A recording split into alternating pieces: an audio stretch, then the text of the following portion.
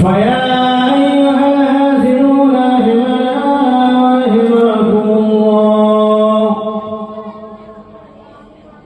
إن الله وملائكته يصلون على النبي يا أيها الذين آمنوا صلوا عليه وسلموا تسليما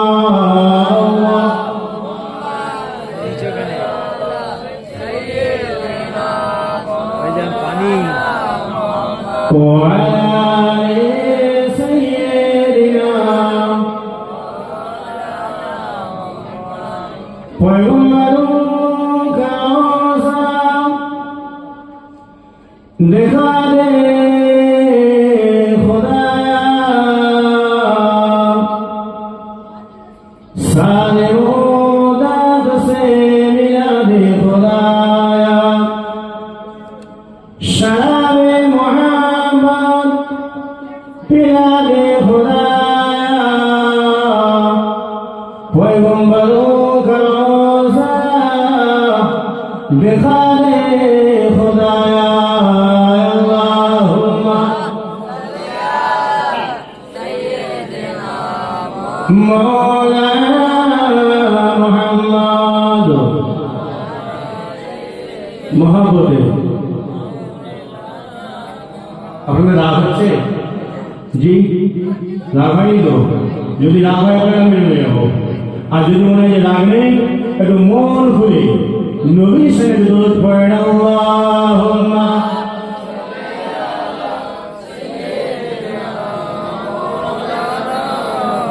وعلى آل سيدنا হে নূর নূর এসেছে শাহাদার মুখ জানমাল হয়েছে হে নূর নূর এসেছে আকাশের হুলবালা নেমে এসেছে হে নূর এসেছে মদিনার বাগানে ফুল ফুটেছে আয় কেঁদে গেলি নূরের মালা মহাবিনা করে রাসূলুল্লাহ লা ইলাহা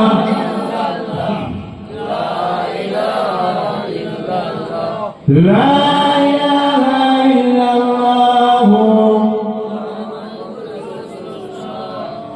قال الله تعالى أيضا في كلام المجيد والفرقان الحميد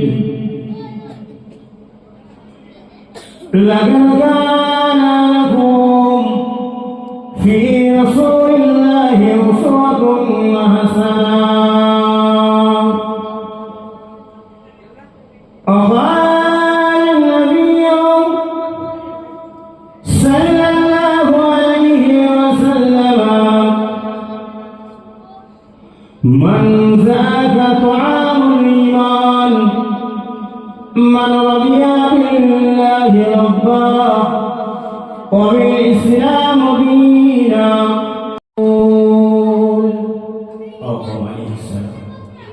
আলহামদুলিল্লাহ সন্ধ্যা থেকে এতক্ষণ পর্যন্ত বিভিন্ন আলেম ওলামাদের জামান থেকে সুদূর ফুরফুরাদাল মসজিদ থেকে আগত আমার সম্মানীয় শ্রদ্ধা ভাজন পীর সাহেব হুজুর কেবলার জামান থেকে কোরআন ও হাদিসের আলোয় আলোকিত করে মুখস্থিত বয়ান আল্লাহ পাক শুনিয়েছেন। আমি নগণ্য গুনাহগার, আল্লাহ পাক যদি রাজি হয় আপনাদের যদি নেক দোয়া থাকে দু চার কথা ইনশাআল্লাহ আলোচনা করব। তো আলোচনা কোন টপিকে যাব অল্প সময়ের মধ্যে আমি ডিসাইড করতে পারছি না। তো বর্তমান যে পরিস্থিতির উপরে আজকে মুসলমান পড়ে আছি, যারা উম্মতে মুহাম্মাদি মাখলুকাতের শ্রেষ্ঠ মাখলুক, যাকে আল্লাহ এত ইজ্জত দিয়েছেন, কুনতু খায়রা উম্মাতিন উখরিজাত লিন-নাস, যাকে আল্লাহ রব্বুল আলামিন উম্মতে মুহাম্মদী হওয়ার জন্য শ্রেষ্ঠ উম্মতের আল্লাহ মর্যাদা দান করেছেন। আমরা সেই নবীর উম্মত। আজকে যদি একটু চিন্তা ভাবনা করি, ইসলামটাকে বাঁচানোর জন্য, ইসলামটাকে কায়েম করার জন্য, দ্বীন শরিয়াতকে কায়েম করার জন্য রাসূলের কত সাহাবী হুজুররা নিজের জান মাল বিসর্জন দিয়ে দিয়েছে শুধুমাত্র ইসলামকে মহব্বত করে ভালোবেসে। এই ইসলামকে জিন্দা করার জন্য নিজের স্ত্রীকে বিধবা বানিয়েছে, সন্তানদেরকে বাপ হারা করেছে, স্ত্রীকে স্বামী হারা করেছে। আমার নবীর জন্য দেওয়ানা পাগল হয়ে গিয়ে শুধুমাত্র ইসলামের মহব্বত, ইসলামের খাতিরে। তো আমরা কোন নবীর উম্মত? আমরা কোন নবীর উম্মত? যে নবী সম্পর্কে কিতাবের মধ্যে বর্ণনা করা হয়, তাম নবী পয়গম্বরের মধ্যে আমার বিশ্ব নবীকে আল্লাহ শ্রেষ্ঠ পয়গম্বর করেছে। জোরে বলুন না সুবহানাল্লাহ। শুধু শ্রেষ্ঠ পয়গম্বরকে আল্লাহ ক্ষান্ত হয়নি, তাম মালাইকা ফেরেশতাদের নবী করে আল্লাহ তবেই সন্তুষ্ট হয়েছে। জোরে বলুন না সুবহানাল্লাহ। আমরা এমন একটা নবীর উম্মত।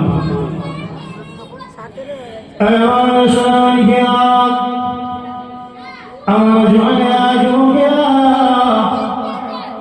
একটা সাহাবী নাম আমার মনে পড়ে গেল, হযরতে জুলাইবি রাদিয়াল্লাহু তাআলা আনহু। আমার বিশ্বনবীর খেদমতে পড়ে থাকতেন। না ছিল তার ঘর বাড়ি, না ছিল তার চাল ছিল। আমার বিশ্বনবীকে খেদমত করতেন, আর কোনো জায়গা ছিল না। আল্লাহ নবী বললেন, হে বাবা জুলাইবি, তুমি এতদিন ধরে আমার দরবারে পড়ে আছো বাবা, তোমার বয়স হয়েছে বাবা, তুমি একটা বিবাহের ব্যবস্থা করো। ওই জুলাইবি রাদিয়াল্লাহু তাআলা আনহু আমার বিশ্বনবীকে বললেন, ইয়া রাসূলুল্লাহ, ইয়া হাবিবাল্লাহ, আমার না আছে কোনো ঘর বাড়ি, আমার না আছে কোনো থাকার জায়গা, আমার না আছে কোনো বাসস্থান। আমাকে কি এমন মেয়ে দেবে যার জন্য আমি জুলাইবি আমার সংসার জীবনটা কাটাতে পারবো? কি আমাকে মেয়ে দেবে? আমার কোনো ঘর বাড়ি নেই। ইয়া রাসূলুল্লাহ, ইয়া হাবিবাল্লাহ, আপনার খেদমতে আমার জীবনটা চলে গেছে। বিশ্বনবী সময় জানিয়েছিলেন, হে বাবা জুলাইবি, আমি তোমাকে একটা খত লিখে দিচ্ছি, চিঠি লিখে দিচ্ছি, যাও তুমি চলে যাও, চলে যাও। আমার এক সাহাবা আছে, নামটা হযরতে আইয়ুব রাদিয়াল্লাহু তাআলা আনহু। যাও চলে যাও, আমি এই চিঠিটা লিখে দিচ্ছি, আবু আইয়ুব রাদিয়াল্লাহু আনহুর বাড়িতে তুমি চলে যাও। বিশ্বনবী আমার একটা খত লিখে দিলেন। হযরত জুলাইবি রাদিয়াল্লাহু তাআলা আনহু আবু আইয়ুব রাদিয়াল্লাহু আনহুর বাড়িতে চলে গেলেন। সালামটা দেওয়ার পরে বলেন, কি ব্যাপার, কি ব্যাপার? আল্লাহ নবী আপনাকে এই খতটা দিয়েছে। উনি খতটা যখন পড়ছে, ওই খতের মধ্যে লেখা আছে, রাসূল পাক সাল্লাল্লাহু তাআলা আলাইহি সাল্লাম এই জুলাইবির বিয়ে প্রস্তাবের জন্য ওনার কন্যা সন্তানকে পাঠিয়ে দিয়েছে। ওনার কন্যা সন্তানকে বিবাহের জন্য প্রস্তাব দিয়েছে কে? না, রাসূল পাক আপনিকে চিঠি লিখে পাঠিয়েছেন হযরতে জুলাইবি রাদিয়াল্লাহু আনহু আবু আইয়ুব আনসারী বাড়িতে পৌঁছে গেলেন। তো উনি একবার খতটাকে দেখছে যে বিশ্বনবী বিবাহের প্রস্তাব পাঠিয়েছে। পাত্রকে যে রাসূল পাকের খেদমতে থাকে, দেখতেও তোরা ভালো নয়, শরীরের পরিকাঠামো ভালো নয়, না আছে অর্থ সম্পদ, না আছে টাকা পয়সা, না আছে গাড়ি বাড়ি, এমন একটা সাহাবীকে বিশ্বনবী প্রস্তাব পাঠিয়েছেন ওনার কন্যার বিবাহের জন্য। উনি খতটা একবার করে দেখছে, আর জুলাইবির চেহারা দিকে একবার করে দেখছে। স্বামী স্ত্রীর মধ্যে কথোপকথন শুরু হয়ে যায়। স্বামী স্ত্রীকে কাছে রেখে বলে, আমার প্রাণের স্ত্রী, তুমি শোনো, দেখো বিশ্বনবী মুহাম্মদুর রাসূলুল্লাহ একটা চিঠি লিখে পাঠিয়ে দিয়েছেন ওই সাহাবীর সঙ্গে তোমার কন্যা সন্তানের বিবাহের জন্য। স্বামী স্ত্রী কথোপকথন হয়, হঠাৎ করে ঘরের ভিতর থেকে কন্যা সন্তান আওয়াজ পেয়ে যায়, আয় আমার আব্বাজান, কি ব্যাপারে, কি আলোচনা করো? আয় আমার আব্বাজান, কি আলোচনা করো? সঙ্গে সঙ্গে বলে, দেখো আমার বিশ্বনবী মুহাম্মদুর রাসূলুল্লাহ তোমাকে বিবাহের প্রস্তাব পাঠিয়েছেন, আর যে পাত্রের সঙ্গে প্রস্তাব পাঠিয়েছে উনি হচ্ছে ওই পাত্র, তুমি একটা বারের জন্য দেখে নাও। পাঠিয়েছে, তুমি তার দিকে একবার দেখে নাও। উনি দেখছেন যে পাত্রটা হাইটে ছোট, দেখতে কালো, সুন্দর চেহারা নয়, টাকা পয়সাও নেই, গাড়ি বাড়িও নেই, এমন একটা পাত্রকে দিয়ে বিশ্বনবী বিবাহের প্রস্তাব পাঠিয়েছেন। ভাই কন্যা সন্তান কেমন জন্ম দিয়েছে দেখেন। আর বর্তমান সময়ে আমার মা বোনেরা কেমন একবার লক্ষ্য করে, হযরত জুনাইদ রাদিয়াল্লাহু আনহু প্রস্তাবটা দিয়ে দিলেন। প্রস্তাবটা দিয়ে দেওয়ার সঙ্গে ওখানে অপেক্ষা আমার ঘর থেকে আলাপ আলোচনা হয়, কোন রকম ভাবে কোনো জবাব আসে না। আল্লাহ নবী সাহাবী হযরত জুনাইদ মনে মনে ভাবে আমাকে হয়তো গ্রহণ করবে না। সঙ্গে সঙ্গে এই কন্যা সন্তান প্রস্তাব দেয়। আমার আব্বা চিন্তা করার কোনো কারণ নেই, ভাবনার কোনো কারণ নেই, ভাবনা চিন্তা করার কোনো কারণ নেই। বিশ্বনবী যখন প্রস্তাব দিয়েছে আমি এই প্রস্তাবে রাজি হয়ে গেলাম। ছেলে কালো কি ছেলে ফর্সা, ছেলের টাকা আছে কি টাকা নেই, ও ভাবনা চিন্তা করার আমার দরকার নেই। বিশ্বনবী যখন প্রস্তাব দিয়েছে তখন এই প্রস্তাবে আমি রাজি আছি। আব্বাজান তুমি চিঠির উত্তরে হ্যাঁ বলে দেন। বর্তমান জামানার দিকে একবার লক্ষ্য করো, যদি পছন্দ হয়েছে তো ভালো, না পছন্দ হলে তো উল্টো কথা। কেমন সন্তান জন্ম দিয়েছে ভাই ভাইও। বিশ্বনবী প্রস্তাব দিলেন, প্রস্তাব প্রত্যাখ্যান করলেন না, উত্তরটা নিয়ে চলে গেলেন। ইয়া রাসূলুল্লাহ, ইয়া হাবিবাল্লাহ, উত্তর আপনাকে দিয়ে দিয়েছে, আপনি একটা বারের জন্য দেখে নেন। বিশ্বনবী চিঠি মোবাইল আটখানা খুললেন, চিঠি মোবাইল আটখানা খোলার সাথে সাথে রসুল বাবু দেখতে পেলেন আবু আইয়ুবের কন্যা বিবাহের জন্য রাজি হয়ে গেছে। এই বিবাহের জন্য প্রস্তাবটা যিনি পাঠিয়েছিলেন উনি কবুল করে নিয়েছে। আর রসুল বলছে, হ্যাঁ আইয়ুব, যাও তুমি বিবাহের সরঞ্জাম তৈরি করো, বিবাহের ব্যবস্থা করো। বলি, ইয়া রাসূলুল্লাহ, ইয়া হাবিবাল্লাহ, আমার তো কিছু নেই, তাহলে বিবাহের ব্যবস্থা আমি কেমন করে করবো? মায়েরা সরামানি কেরাম সঙ্গে সঙ্গে বিশ্বনবী বললেন, যাও চলে যাও চলে যাও, আমার দ্বিতীয়তম খলিফা হযরত উসমানের কাছে চলে যাও, আমার জামাতা হযরত উসমানের কাছে চলে যাও। রাসূলুল্লাহ একটা চিঠি লিখে দিলেন, উসমানের কাছে চলে গেলেন, পুরো গ্রন্থি দিয়ে দিলেন। ইয়া রাসূলুল্লাহ, ইয়া হাবিবাল্লাহ, এই সমস্ত টাকা পয়সা আমি পেয়ে গেলাম। বিশ্বনবী ওই সময় জানালেন, চলে যাও মদিনার বাজার থেকে তুমি তোমার বিবাহের কেনাকাটা শুরু করে দাও। মদিনার বাজার থেকে তুমি কেনাকাটা শুরু করে দাও। তুমি বিবাহের কিছুটা মাত্র সাবান কেনাকাটা হয়েছে, হঠাৎ তোমার কাছে ওখানে খবর পৌঁছে গেল যে মক্কার কাফেরেরা মদিনা দখল করার জন্য এগিয়ে আসে। ভালো করে শুনেন, মক্কার কাফেরেরা মদিনা দখল করার জন্য, মদিনার উপরে হামলা করার জন্য, মদিনাকে আক্রমণ করার জন্য মক্কার কাফেররা চতুর্দিক থেকে ঘিরে নিয়েছে। ওই সময় জুলাইদ রাদিয়াল্লাহু আনহু বিবাহের কেনাকাটা করছিল। বিবাহের কেনাকাটা করতে করতে হঠাৎ মনে পড়ে গেল, আমি জুলাইদ আমি বিবাহের প্যান্ডেলে বসে থাকবো, আমি বিবাহ করতে প্রস্তুত হয়ে যাব।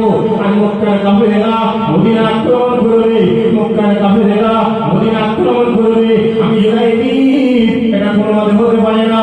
কিন্তু বিশ্বনবী তো আমাকে বিবাহের সরঞ্জাম কেনার জন্য পাঠিয়েছে। না না না, রাসূল আমাকে যাই বলো, আমি বিশ্বনবীর কাছে ক্ষমা চেয়ে নেব, কিন্তু মক্কার কাফেররা মদিনা আক্রমণ করতে আসবে। আর আমি জুলাইদ, আমি বিবাহের মজলিসে যেতে পারবো না, আমি বিবাহের মজলিসে যেতে পারবো না। সঙ্গে সঙ্গে উনি চিন্তা ভাবনা করলেন যে আমি যুদ্ধের ময়দানে চলে যাব। জুলাইদ রাদিয়াল্লাহু আনহু ওখান থেকে বিবাহের কেনাকাটা বন্ধ করে দিলেন, যুদ্ধের ময়দানের দিকে আগমন করছে।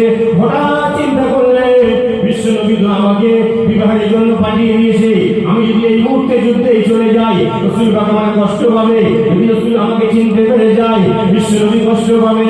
না না না, ওনার সমস্ত শরীর মোবারকটা কালো কাপড় দিয়ে ঢেকে নিলেন, মুখটা কালো কাপড় দিয়ে ঢেকে নিয়ে জুলাইদ রাদিয়াল্লাহু আনহু যুদ্ধের ময়দানে হাজির হয়ে গেলেন। যুদ্ধ করতে শুরু করলেন। আর 10টা এমন করে কাফিরকে হত্যা করে ফেললো। হত্যা করে ফেলার সাথে সাথে চতুর্দিকে মক্কার কাফেররা হযরত জুলাইদকে ঘিরে ফেললেন। জুলাইদ আর কিছু করতে পারলেন না।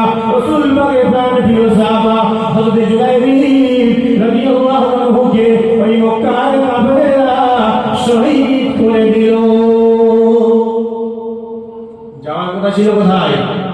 কথা বলেন না। যাওয়ার কথা ছিল বিবাহের সরঞ্জাম কিনে বর সেজে বিবাহ করতে যাওয়ার কথা ছিল। সেখানে জুলাইবিব সেটাকে না করে যুদ্ধের ময়দানে হাজির হয়ে গেল। জুলাইবিবকে শহীদ করে দেওয়া হলো। জুলাইবিবকে যখন শহীদ করে দেওয়া হয়, ভাই যুদ্ধ সমাপ্ত হয়ে গেল। বিশ্বনবী রাসূলুল্লাহ সাল্লাল্লাহু আলাইহি ওয়াসাল্লাম সাহাবীদেরকে লক্ষ্য করে বলছেন, হে আমার সাহাবীরা, দেখো দেখো দেখো, ওই মক্কা হইতে আমার কোন সাহাবীর লাশ পড়ে আছে কিনা। সমস্ত লাশ মোবারকখানা ওই যুদ্ধের ময়দান থেকে তোলা হলো। ইয়া রাসূলুল্লাহ, ইয়া হাবিবাল্লাহ, আত্মগুণ মুমিনের লাশ খুঁজে পাচ্ছি না, কোন সাহাবীর লাশ খুঁজে পাচ্ছি না। ইয়া রাসূলুল্লাহ, ইয়া হাবিবাল্লাহ, ওই গজলে লক্ষ্য করলে দেখতে পাওয়া যায় একটা কাপড় পরিহিত অবস্থায় একটা মানুষের লাশ পড়ে আছে। কালো কাপড় পরিহিত অবস্থায় একটা মানুষের লাশ পড়ে আছে। রাসূল বলেন, যাও বাবা, ওই লাশটাকে ওখান থেকে তুলে আনো। আমার রাসূল পাকের সাহাবী হুজুররা ওই লাশ মোবারকটা যখন তুলে আনলেন, তুলে আনার সঙ্গে সঙ্গে বিশ্বনবী বললেন, সাহাবীরা ওই মুখটা একবার খুলে দাও। যখন মুখটা খুলে দিল, মুখটা খুলে দেওয়ার সঙ্গে সঙ্গে আমার বিশ্বনবীর চোখে ঝরঝর করে পানি পড়ে। রাসূল আমার সহ্য করতে পারলেন না। আমার সাহাবীরা, তোমরা লক্ষ্য করে দেখো, এই আমার সেই জুলাইবিব যাকে আমি বিবাহ করার জন্য পাঠিয়েছিলাম, যাকে আমি বিবাহ করার জন্য পাঠিয়েছিলাম। আমার সাহাবীরা, আজকে আমার জুলাইবিব বিবাহের মজলিসে গেল না, আজকে আমার জুলাইবিব বিবাহের মজলিসে গেল না। আমার সাহাবীরা, দেখো দেখো, আমার জুলাইবিব দিনের জন্য শহীদ হয়ে গেছে। জোরে হবে না? আমার জুলাইবিবকে পাঠিয়েছিলাম বিবাহ করার জন্য, দেখো আমার জুলাইবিবকে শহীদ করে দিয়ে আমার জুলাইবিবের লাশ বিশ্বনবী আমার চোখের পানি ধরে রাখতে পারলো না। রাসূল আমার ঝড় করে আক্রান্ত পরিশ্রম করে রাসূল আমার ঝড় করে চোখের পানি ফেলে। আমার সাহাবীরা, তোমরা শোনো, আমার জুলাইবিব বিবাহের মজলিসে গেল না। আমার জুলাইবিব ইসলামকে মহব্বত করেছে, আমার জুলাইবিব দ্বীনকে মহব্বত করেছে, আমার জুলাইবিব কালেমাকে মহব্বত করেছে। আমি বিশ্বনবী মুহাম্মদুর রাসূলুল্লাহ, আমি জুলাইবিব আমাকে মহব্বত করে ভালোবেসে ইসলামের জন্য শহীদ হয়ে গেছে। আমি রাসূলুল্লাহ জানিয়ে দিলাম, আমার জুলাইবিব বিনা হিসাবে জান্নাতি হয়ে গেল। ইসলামের জন্য নিজের জীবনটা দিয়ে দিলেন। তাহলে যারা ইসলামের জন্য শহীদ হচ্ছে, যারা নিজের জীবনটা পর্যন্ত দিয়ে দিচ্ছে, ছোট্ট ছোট্ট বাচ্চাদেরকে এতিম করে দিচ্ছে, নিজের ঘরের স্ত্রীকে জনমের মতো স্বামীহারা করে দিচ্ছে, তা কিসের জন্য, কি পাওয়ার জন্য? শুধুমাত্র একটা জিনিস, আমার নবী পাওয়ার জন্য, আমার আল্লাহ পাওয়ার জন্য। যদি বলুন না সুবহানাল্লাহ। তাহলে ওরা ছিল নবীর পাগল, নবীর দেওয়ানা। শুধুমাত্র আমার নবীকে পাওয়ার জন্য, আমার রাসূলকে পাওয়ার জন্য, কিয়ামতকে ভয় করার জন্য, তার হাসরকে ভয় করার জন্য, আযাবে জান্নাতকে জাহান্নামকে ভয় করে আমার আল্লাহ রাসূলের জন্য নিজের জানমাটা সবই কিছু দিয়ে দিল। তাহলে আমরাও তো সেই নবীর উম্মত। আমরা কি পেরেছি ইসলামের জন্য, দিনের জন্য একটা ফোঁটা রক্ত ঝরাতে, একটা ফোঁটা রক্ত ঝরাতে? কিছুদিন আগে আইলা মোহাম্মদ, আইলা মোহাম্মদ, আইলা মোহাম্মদ, তাম পশ্চিমবঙ্গে তথা ভারতবর্ষ দেওয়ানা পাগল হয়ে গেল। ভাই, আইলা মোহাম্মদ, আইলা মোহাম্মদ করে আমার নবীর প্রতি কতটা মহব্বত দেখাতে পেরেছি আমরা? নবীর প্রতি কতটা ভালোবাসাটা দেখাতে পেরেছি? শুধুমাত্র সব জায়গায় একটা করে পোস্টার লাগিয়ে দিলাম, একটা করে সাইনবোর্ড দিয়ে দিলাম। আমার নবীর ভালোবাসা কি শুধুমাত্র একটা সাইনবোর্ড? কথা বলে, আমার নবীর ভালোবাসা কি শুধুমাত্র একটা পোস্টার? না, আমার নবীর ভালোবাসা অন্তর দিয়ে কাল কলিজা থেকে হবে, যার জন্য কিয়ামতের ময়দানে, হাসরের ময়দানে আমার নবীকে মহব্বত করার কারণে আল্লাহ আমাকে আপনাকে জান্নাতি ঘোষণা করবে। যদি বলুন না সুবহানাল্লাহ। রাসূল পাকের একজন সাহাবী ছিল, নাম তার হযরত সালমান ফারসি রাদিয়াল্লাহু আনহু। তো সালমান ফারসি রাদিয়াল্লাহু আনহু উনি ইসলাম কবুল করার পূর্বে 50টা বছর খ্রিস্টান ধর্ম পালন করেছেন। ইসলাম কবুল করার পূর্বে ওই 50 বছর ইহুদি ধর্ম পালন করেছে। ইসলাম কবুল করার পূর্বে উনি 50 বছর কোন ধর্মই পালন করেনি, নর্মালি ভাবে খ্রিস্টের মতন জীবনযাপন করেছে। তো হঠাৎ উনি যখন রাস্তা দিয়ে আসছে, একটা পাদ্রীর সঙ্গে দেখা হয়ে গেল, খ্রিস্টান পাদ্রী, তার সঙ্গে দেখা হয়ে গেল। তাকে বলছে যে আমি এতদিন 50 বছর ধরে আমি খ্রিস্টান ধর্ম পালন করলাম, আমি তাকে নিয়ে শান্তি পেলাম না। আমি 50টা বছর ধরে আমি ইহুদি ধর্ম পালন করলাম, আমি সেখানে কোনো শান্তি পেলাম না।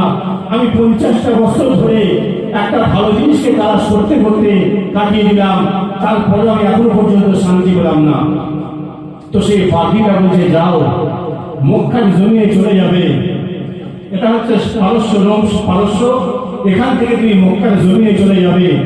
মক্কার জমিনে চলে যাওয়ার পরে ওখান থেকে তুমি মদিনায় চলে যাবে। আর মদিনায় চলে যাওয়ার পরে আব্দুল্লাহ বলে একজন তার বেটা হবে মোহাম্মদ, সেই মোহাম্মদের কাছে যদি তুমি পৌঁছাতে পারো, তুমি অরিজিনাল ইসলাম পেয়ে যাবে, অরিজিনাল কলমা পেয়ে যাবে। বলে সেই মানুষটাকে চিনব কেমন করে? সালমান ফারসি সেই পাদ্রীকে বলছে আমি যে নবীর কাছে যাবো, নবীকে চিনব কেমন করে?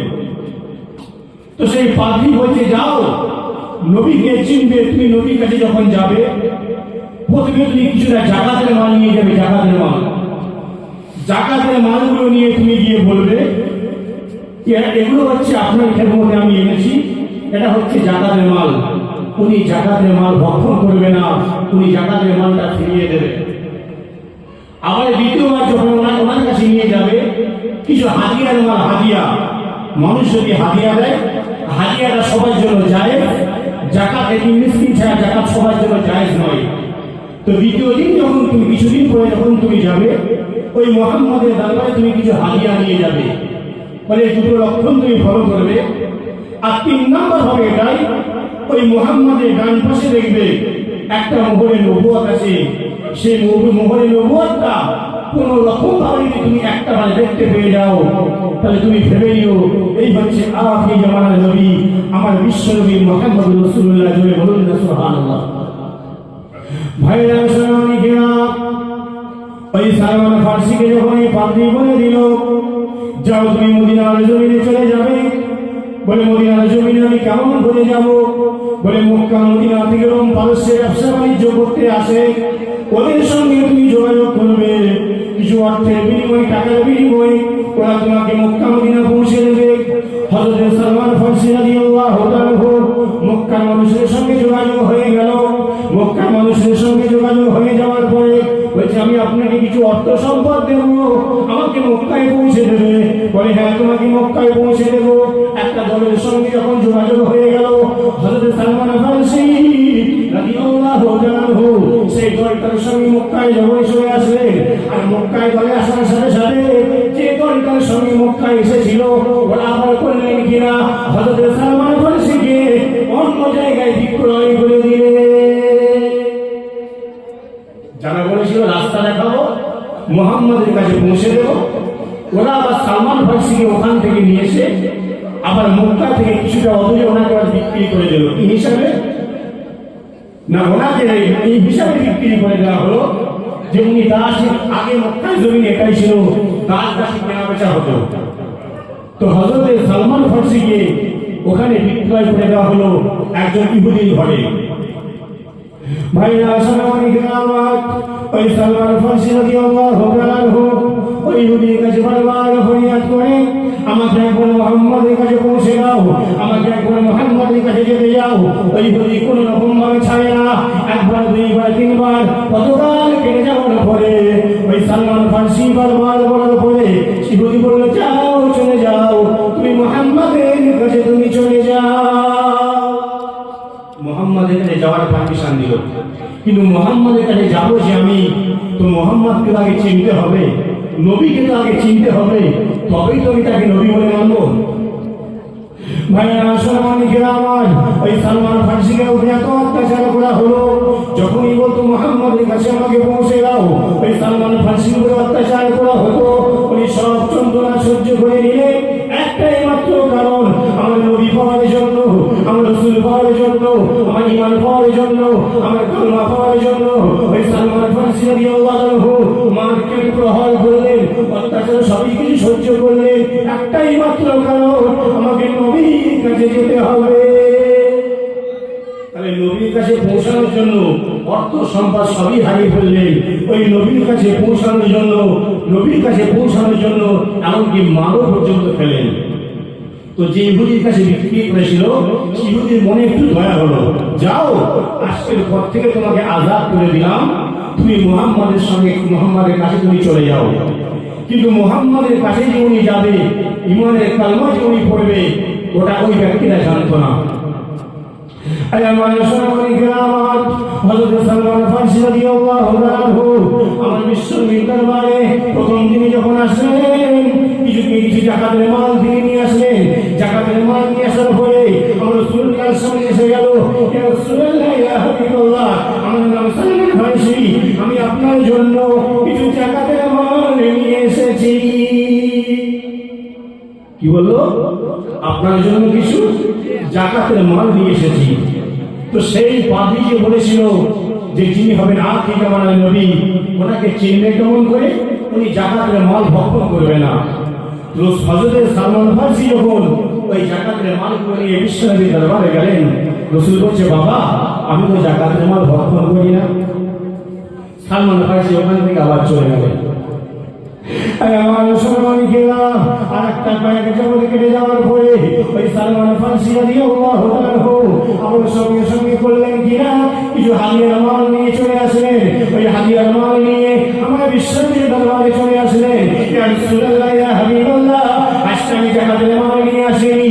ইয়া রাসূলুল্লাহ, ইয়া হাবিবাল্লাহ, আজকে আমি আপনার জন্য হাদিয়া নিয়ে এসেছি। প্রথম দিনকে কি বলেছিল? জাকাতের মাল নিয়ে এসেছি। দ্বিতীয়বার যখন আসলেন, আমার নবীকে বললেন যে আমি আপনার জন্য আমি হাদিয়া নিয়ে এসেছি। বিশ্ব নবী আমার খুশি মনে হাসি মনে সে হাদিয়ার মালটা দিয়ে নিয়ে এলেন। জুড়ে বলুন না সুবহানাল্লাহ। হযরত সালমান ফারসি বুঝতে পেরে গেলেন তিনি হচ্ছেন আখির জামানার নবী, ইনি হচ্ছেন বিশ্ব নবী মুহাম্মদ রাসূলুল্লাহ। তো রাসূলকে বলছেন, ইয়া রাসূলুল্লাহ, ইয়া হাবিবাল্লাহ, আমি আপনার খেদমতে থাকতে চাই। তো রাসূল বলেছেন, হে বাবা সালমান, তুমি এখনই যদি আমার খেদমতে তুমি রয়ে যাও, যে ইহুদি তোমাকে যে ইহুদি তোমাকে ছেড়ে দিয়েছে, সেই ইহুদি যদি জানতে পারে তোমার উপরে প্রহার করবে। আমার মুসলমানিকেরা এমন করে সালমান ফারসি রাদিয়াল্লাহু তাআলা আমার বিশ্বনবীর কাছাকাছি ঘুরে, আমার বিশ্বনবীর কাছাকাছি থাকে, আমার বিশ্বনবীর সামনাসামনি থাকে। রাসূল যখন আমার হুজরায় ঢুকে গেলেন, ওই সালমান ফারসি রাদিয়াল্লাহু তাআলা আমার বিশ্বনবীর সঙ্গে হুজরায় ঢুকে গেলেন। রাসূল যখন হুজরায় ঢুকে গেলেন, হযরত সালমান ফারসি রাদিয়াল্লাহু তাআলা তিনি হুজরায় ঢুকে গেলেন। বিশ্বনবী বুঝতে পেরে গেলেন, ও সালমান, ও সালমান, তুমি আমার পিছনে পিছনে কেন বাবা ঘুরো? আমার পিছনে তুমি কেন বাবা ঘুরো? বাবা তোমার এত কষ্ট করার দরকার নাই। আমি বিশ্বনবী মুহাম্মদ রাসূলুল্লাহ, আমি আমার জামা একটা খুলে দিলাম, যাও দেখে নাও, দেখে নাও আমি আসল নবী কিনা, আমি জিন্দা নবী কিনা, আমি অরিজিনাল নবী কিনা, আমি পারফেক্ট নবী কিনা। ও বাবা সালমান, এইরকম আমার ডান কাঁধে, আমার ডান পাশে বাহুর নিচে আমার মোহরে নবুয়তের চিহ্ন আছে। আমার ডান পাশে দেখো বাবা, এই যে মোহরে নবুয়তের চিহ্ন, যেটা দেখার জন্য তুমি পাগল হয়ে গিয়েছিলে, যেটা দেখার জন্য দিওয়ানা হয়ে গিয়েছিলে, আমার পিছু পিছু বাবা ঘুরছিলে, আমি অরিজিনাল নবী কিনা তুমি দুটো প্রমাণ তুমি নিয়েছো। 3 নম্বর প্রমাণ নেওয়ার জন্য তুমি আমার কাছে এসেছো। সালমান ফারসি বললেন, ইয়া রাসূলুল্লাহ, ইয়া হাবিবাল্লাহ, আপনি কেমন করে জানলেন যে আমি আপনার মোহরে নবুয়ত দেখার জন্য পাগল হয়ে যাচ্ছি? আমার মুসলমানিকেরা ওই সময় বিশ্বনবী বলেছিলেন, হে আমার সাহাবীরা তোমরা শোনো, ও বাবা সালমান ফারসি তুমি শোনো, আমি রাসূলুল্লাহ হাবিবুল্লাহ যখন তুমি আমার দরবারে এসেছিলে, জিবরিল আমিন আমাকে জানিয়ে দিয়েছিল, ইয়া রাসূলুল্লাহ, ইয়া হাবিবুল্লাহ, একজন আপনার মানুষ রোম পারস্য থেকে আসবে, আপনার ঈমানি পরীক্ষা নেবে। রোম পারস্য থেকে এসে আপনার উপর ঈমানি পরীক্ষা নেবে। রোম পারস্য থেকে এসে আপনার মোহরে নবুয়তটা দেখার জন্য পাগল হয়ে যাবে। ও সালমান, তুমি আমার দরবারে আসার সাথে সাথে আমার জিবরিল আমিন আমাকে জানিয়ে দিয়েছিল। এটা জোরে হবে না? তুমি দরবারে আসার আগে জিবরিল আলাইহিস সালাম আমাকে জানিয়েছিল যে রোম পারস্য থেকে একজন আসবে, তার নাম হবে সালমান ফারসি রাদিয়াল্লাহু আনহু। সে তোমার মোহরে নবুয়তটা দেখার জন্য পাগল হয়ে যাবে, সে তোমাকে শুধু ঈমানি পরীক্ষা নেবে, আর 3 নম্বর পরীক্ষা হবে তার এটাই, সে ওই মোহরে নবুয়তটা দেখে ঈমানের কালমা পড়ে মুসলমান হয়ে যাবে। তাহলে একটা মানুষ ঈমান পাওয়ার জন্য, কালমা পাওয়ার জন্য দিন পাওয়ার জন্য শুধু লোম পারস্য থেকে আমার নবীর খেদমতে আসলেন। অর্থ সম্পদ টাকা পয়সা সবই কিছু তার বিলীন হয়ে গেল, যে জায়গা সম্পদটা পর্যন্ত বিলীন হয়ে গেল। সেই সালমান ফার্সি শুধুমাত্র আমার নবী পাওয়ার জন্য, আমার কালমা পাওয়ার জন্য, আমার দিন পাওয়ার জন্য, আমার শরিয়াত পাওয়ার জন্য। তাহলে তারা কতটা নবীকে ভালোবেসেছে। আমরা তো ইসলামটা অনেক সোজাভাবে পাওয়ার জন্য, দিন শরিয়াতটা সোজাভাবে পাওয়ার জন্য, কালমাটা সোজাভাবে পাওয়ার জন্য আমরা এই গুরুত্বটা আমরা বুঝতে পারিনি। এই গুরুত্বটা আমরা বুঝতে পারিনি। যদি কোনো জিনিসটা কষ্ট করে মেহনত করে মাথার ঘাম পায়ে ঝরিয়ে রক্ত ঝরিয়ে যদি সেই জিনিসগুলোর উপলব্ধি জিনিসগুলো পেতাম, তাহলে সেই জিনিসগুলোর আমরা মূল্য বুঝতে পারতাম। তাহলে আমরা মেহনত না করে পাওয়ার জন্য আজ ইসলামটা বুঝতে পারিনি। মেহনত না করে পাওয়ার জন্য আমরা নবীকে চিনতে পারিনি। মেহনত না করে পাওয়ার জন্য আমরা আল্লাহকে চিনতে পারিনি। মেহনত করে না পাওয়ার জন্য আমরা প্রাণকে জানতে পারিনি। মেহনত করে না পাওয়ার জন্য আমরা বিশ্বের আদর্শকে আমরা জানতে পারিনি। তাহলে আমরা মেহনত করিনি, সহজভাবে আরামের সাথে পেয়ে গেছি বলেই আজকে গুরুত্ব আমরা ভুলে গেছি। ভাইরা জোয়ারেরা যুবকেরা আমার, যদি এর জন্য আমরা রক্তটা ঝরিয়ে ফেলতাম, আমরা শরীরে রক্তটা ঝরাতাম ইসলাম পাওয়ার জন্য, সন্তানকে আমরা যদি ভালো করে দিতাম ইসলামটাকে পাওয়ার জন্য, যদি আমরা স্বামী স্ত্রীকে স্বামী হারা করতাম তাই ইসলামের গুরুত্বটা বুঝতে পারতাম। ইসলামটা পাওয়ার জন্য আমাদের স্বামী হারা হতে হয়নি, ইসলামটা পাওয়ার জন্য সন্তানকে এতিম করতে হয়নি, ইসলামটা পাওয়ার জন্য আমাদের ঘর বাড়ি ছাড়তে হয়নি, ইসলামটাকে পাওয়ার জন্য আমাদের রক্ত ঝরাতে হয়নি, ইসলামটাকে পাওয়ার জন্য আমাদের জীবন দিতে হয়নি। আর না দেওয়ার কারণে আমরা ইসলামের গুরুত্বটাই ভুলে গেলাম। না দিতে পারার জন্য, না প্রয়োজনের জন্য আমরা ইসলামের গুরুত্বটা ভুলে গেলাম। তাহলে আমাদের তো কষ্ট মেহনত না করে সুন্দরভাবে সাজানো গুছানো একটা জিনিস আল্লাহ পাক আমাকে আপনাকে দিয়েছে, তো দেওয়ার পরেও সেই জিনিসটা আমরা নিজেদের মতো করে রাখতে পারিনি, সেই জিনিসটাকে আমরা গুছিয়ে রাখতে পারিনি। আজকে মহিমান্বিত আল কোরআনটা আমরা আপনার ঘরে পড়ে আছে, বছরে একবার বেড়ায়, 11 মাসে একবার বেড়ায়, সেটা হচ্ছে পবিত্র লাইলাতুল কদরের চাঁদ। মানে মেয়েদের কাছে ওয়াজিব হয়ে গেছে 11 মাস না কোরআন না পড়লেও হবে, কিন্তু একটা মাস কোরআন পড়তে হবে, সেটা হচ্ছে লাইলাতুল নিসফে শাবান, অর্থাৎ এই পবিত্র মাসের শাবান মাস। জানে শাবান মাস মানে হলো আপনার সন্ধ্যার নামাজ, আর শাবান মাসে কোরআনটাকে বেশি বেশি করে পড়তে হবে। এরা পড়ে কি জানেন, এরা সুন্দর করে টিভি পর্দারা 22 ইঞ্চি পর্দারা সুন্দর করে রেখে দেয়, কিন্তু কোরআনটা যখন ছায়াছায়ি করে সেই কোরআনের উপরে 1/2 ইঞ্চি ময়লা পড়ে থাকে, থাকে কি থাকে না বলেন না? কোরআনটাকে এমন একটা জায়গায় রাখে 11 মাস ব্যবহার করার সুযোগ পায় না, 11 মাস পড়ার সময় হয় না, সেই কোরআনটাকে যখন বার করে ওই কোরআনের উপরে 1/2 ইঞ্চি পর্দা পড়ে গেছে। কোরআনটাকে মহব্বত করলে আমার আল্লাহ খুশি হয়ে যায়, আর কোরআনকে মহব্বত করলে সেই ব্যক্তির ইন্তেকাল হয়ে যায়, সেই মাইয়েতে জানা যায় আল্লাহ অসংখ্য অগণিত আল্লাহ মালাইকা ফেরেশতা পাঠিয়ে থাকে। জয় বলুন না সুবহানাল্লাহ। ভাইরা মুসলমান আমার জোরেরা যুবকেরা, ভাই আমার একটা সময় হয়ে গেল বিশ্বনবী আর ইসলামের জন্য দিনের দাওয়াত দিতে গিয়ে তুবুক বলে একটা জায়গা, সেখানে রাসূলুল্লাহ আছেন। হঠাৎ করে একদিন লক্ষ্য করলে দেখতে পাওয়া যায় মদিনার আকাশ পুরো পরিষ্কার, না আছে কোনো মেঘলা, না আছে কোনো কুয়াশা, সূর্য উদয় হয় না, সূর্য উদয় হয় না, আকাশ পুরো পরিষ্কার, না আছে মেঘলা, না আছে কোনো কিছু, তারপরেও সূর্য উদয় হয় না। তো সূর্য উদয় যখন হচ্ছে না, হঠাৎ করে জিবরিল আমিন এসে বলছেন, ইয়া রাসূলুল্লাহ, ইয়া হাবিবাল্লাহ, আপনার একজন সাহাবী ইন্তেকাল হয়ে গেছে, তার নাম হচ্ছে হযরতে মুআবিয়া ইবনে মুআবিয়া। নাম কি? বাপের নামও মুআবিয়া আর সন্তানের নামও মুআবিয়া। একজন সাহাবী আপনার ইন্তেকাল হয়ে গেছে যার নাম হচ্ছে মুআবিয়া ইবনে মুআবিয়া। রাসূল বলছেন, রাসূল কই আপনি কি জানাজা নামাজটা পড়বেন? তো বিশ্ব নবী বলছেন, হে জিবরিল আমিন, আমি তো জানাজা নামাজটা পড়বো, কিন্তু লাশ আছে সেই মদিনায়, আর আমি আছি তুবুক। এই মদিনা থেকে তুবুকের রাস্তাটা অনেক দীর্ঘায়িত রাস্তা, তো আমি কেমন করে নামাজটা আদায় করাবো? তো জিবরিল আমিন বলছেন, রাসূলুল্লাহ, ইয়া হাবিবাল্লাহ, যদি আপনি নামাজ পড়তে ইচ্ছুক হন তাই ব্যবস্থাপনায় আমি জিবরিল আলাইহিস সালাম জুড়ে বলুন না সুবহানাল্লাহ। বিশ্বনবী নামাজ পড়ার জন্য রাজি হয়ে গেলেন। যখন রাসূল নামাজ পড়ার জন্য রাজি হয়ে গেলেন, হঠাৎ করে লক্ষ্য করে দেখতে পাওয়া যায় আমার বিশ্বনবী ভাই মদিনা থেকে তুরু পর্যন্ত যতগুলো পর্দা ছিল জিবরিল আমিন সমস্ত পর্দাগুলোকে হটিয়ে দিলেন। রাসূল আমার আছেন তুরুকে, আর হযরত মুআবিয়া ইবনে মুআবিয়া লাশ আমার বিশ্বনবীর সামনে হাজির হয়ে যায়। লাশ আছে মদিনায়, রাসূল আছে তুরুকে। জিবরিল বলছে ইয়া রাসূলুল্লাহ, ইয়া হাবিবাল্লাহ, আপনি নামাজ পড়লে ব্যবস্থা করে আমি জিবরাইল। তো মদিনা থেকে তুরুক পর্যন্ত যতগুলো পর্দা ছিল ওই সমস্ত পর্দাগুলোকে জিবরিল আমিন সরিয়ে দিলেন। লাশ আমার বিশ্ব নবীর সামনে, আর রাসূল আমার জানাজার নামাজটা আদায় করে নিলেন। জোরে বলুন না সুবহানাল্লাহ। তো জানাজার নামাজটা যখন সমাধা হয়ে গেল, রাসূল আমার ওখান থেকে চলে আসবেন। তো জিবরিল আমিন চলে আসবেন।